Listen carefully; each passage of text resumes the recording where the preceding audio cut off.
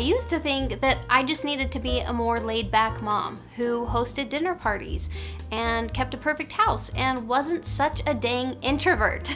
But the problem wasn't my personality, it was my perspective. I had a toddler and a newborn at the time, and my husband was gone a lot in the military, and it was really staring me in the face all of the ways that I was coming up short. I would scroll Pinterest occasionally, and every image that I saw was just showing me exactly how I wasn't enough. I wasn't arranging playdates or signing my toddler up for dance class. I wasn't taking them on all these exciting outings, and I definitely did not have a picture-perfect garden. I seriously killed anything just by looking at it. Quite frankly, in my effort to do all the things that I thought a good mom should do, only left me thinking, this is so hard and I am so tired. I was forgetting who I really was and what I was here to do. Living the traditional lifestyle that I had wanted since I was a child. Seriously, my answer to anyone's question of what do you want to be when you grow up was always a mom and a piano teacher.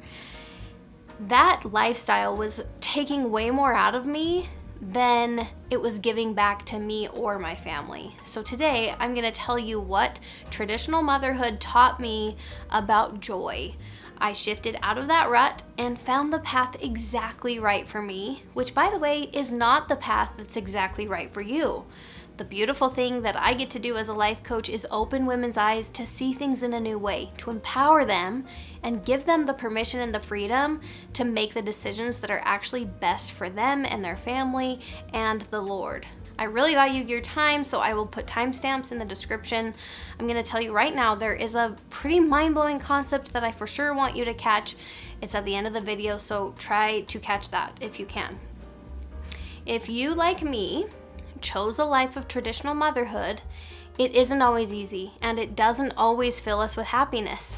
Our choice to prioritize our family responsibilities above our own aspirations or career ambitions, to spend our days loving and caring for our children, feeding our family, and managing most of the household responsibilities, all of that can feel heavy. As Dieter F. Uchtdorf said in an address to women, we sometimes undervalue our abilities. We focus on what is lacking or imperfect rather than what has been accomplished and who we really are. This can lead to frustration, exhaustion, and unhappiness. We have all experienced that, haven't we? So 2 ingredients are the foundation for our happiness in this lifestyle. Focusing on what we've accomplished, despite all the imperfections and what's lacking, and remembering who we really are. So first, let's talk about that part. Who really are we? As Christians, we know that God is our Father. And what does that mean? Well, it means that we are daughters of the most creative being in the universe. Creating contributes to our Father in Heaven's perfect happiness. So, creating is an important aspect for us to emulate as well. As President Uchtdorf points out, we were created with the express purpose and potential of experiencing a fullness of joy. Our birthright and the purpose of our mortal life is to seek and experience eternal happiness. One of the ways we find this is by creating. That's the mindset shift that I made. I got out of burnout mode and into creating mode. Creation is bringing into existence something that did not exist before. Aren't all of us who are choosing the life of traditional motherhood living a life of creating? We are choosing to participate with God in His work of creation. Not only did we help provide physical bodies for our miraculous children, but we are devoting our lives to loving and raising them. We're spending our days teaching them and caring for them. And not only that, but we are creating homes, food, maybe gardens, maybe beauty in our yards, routines, memories, schedules, order. There are so many things that are full of creation in our lives. Think about what you do in a day. You probably are establishing order as you tidy the home, as you redevelop systems for your pantry or for the laundry. We're creating structure for our children and safety. We are creating safety for our children from day one as a newborn, as we are meeting their needs during that very critical time of their development. we are creating a secure attachment with this child that will follow them and bless their lives their entire existence. We are creating schedules and routines. We're creating predictability for our children. We're creating beauty in everything that we're doing, the meals that we're making. We're creating an experience as we're eating together, as we're reading together, reading a book. We are creating constantly for ourselves and for our families, and that's the beautiful thing about our choice to live a life of traditional motherhood. And the thing is, there are true feelings of fulfillment and satisfaction that comes from creating. So the more we create, the more potential happiness we can feel. It's so important for us to remember who we are. But what about that other part that he mentioned? What about the fact that most of us tend to focus on what's lacking and imperfect about ourselves and our efforts? Instead of beating yourself up for this tendency that every Christian mom shares, realize what that means about us. Your devotion to pleasing the Lord is admirable. Your desire to be your best and do your best every single day is commendable. And yet, those well-traveled neural pathways aren't necessarily doing you any favors. For example, I often cook meals for my family. Dinner time is important to me. I enjoy spending time in the kitchen, so I do cook meals. I usually try to include a vegetable. I try to include a fruit, right? I have these certain criteria that I try my best. And pretty much every meal, I can pick something that I didn't do quite as well as last time, or something that I probably should have done this a little bit differently, or, I should have added a little more salt to this, or this thing shouldn't have been left in the oven quite as long. It's very easy to nitpick all the little elements, or maybe I ran out of plates, and so somebody's using this other plate, so all the dinnerware isn't matching. You guys, does that matter? No, but in my mind, it's the natural default to focus on what is not quite perfect or what I didn't do quite as well.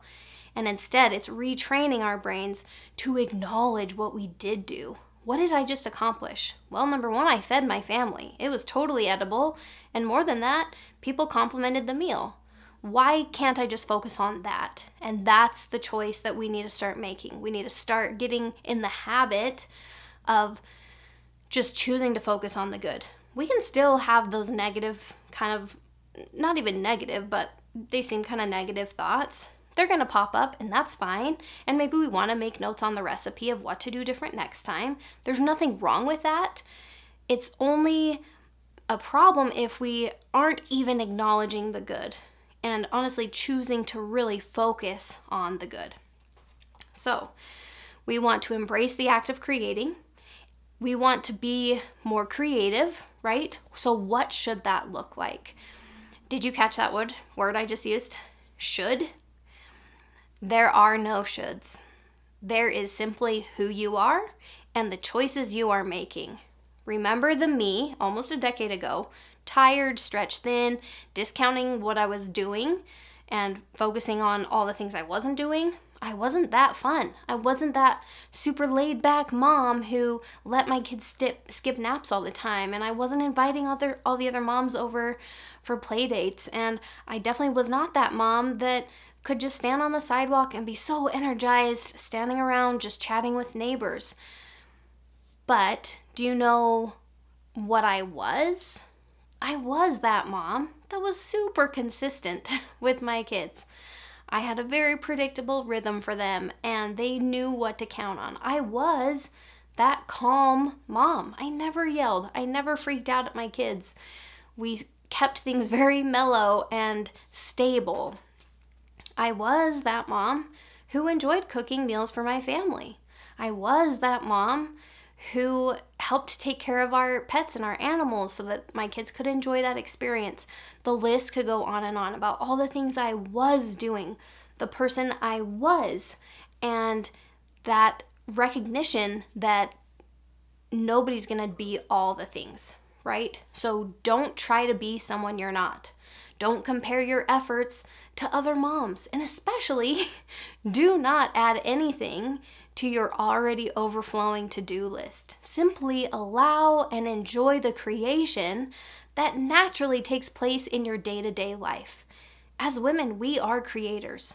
And as Ashley Gadd says in her book, Create Anyway, which I would highly recommend, when we tend to the creative gifts and talents that God has planted in our hearts and really created for His glory, when we tend to that work, it makes us better mothers. Certain things are already within us. We have desires, we have interests, we have strengths, and those are our cues of things that we can try, things that we can spend time and energy on, ways that we can create. That can look and will look so different for all of us. And it's those things that are already there, already within us, that we need to celebrate, that we need to pursue, that we need to carve out time for, and not worry that our kind of list of things looks different than our neighbors or our sisters or our moms. It's unique to us because God created us how we were meant to be, right? And we are just here to grow and get some new talents and strengthen the ones we already have. So, one final thought on this topic that I believe is a real gem when we can really recognize this concept. So when we talk about traditional motherhood, I picture all of our grandmas. Back then, let's say like 1960s or so, the majority remained at home. Just like us, in the minority now, just like what we're doing. But guess what? They didn't have nearly as much to consume as we do. Consuming is an input, creating is an output.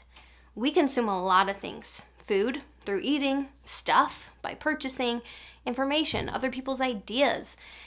We have endless information right at our fingertips. We are trained to be consumers in every way, especially here in America where I live. It is way easier for us to be constantly consuming than it was for our grandmas. Now, I just share this to bring some awareness about how much time you spend consuming on a daily basis. I want you to think social media. I want you to think online browsing, even if you're not buying things. I want you to think Netflix. I want you to think really anything that you are taking in. I just want you to think and be aware of how much time you're spending on those activities instead of creating. And remember, this is all about joy and happiness. So I just want you to think in terms of what happiness might be available to you by increasing the time you're spending creating instead of consuming. Is all of that consuming really bringing you joy and happiness? If not, make that mental shift. This is time I spend consuming. This is time I spend creating.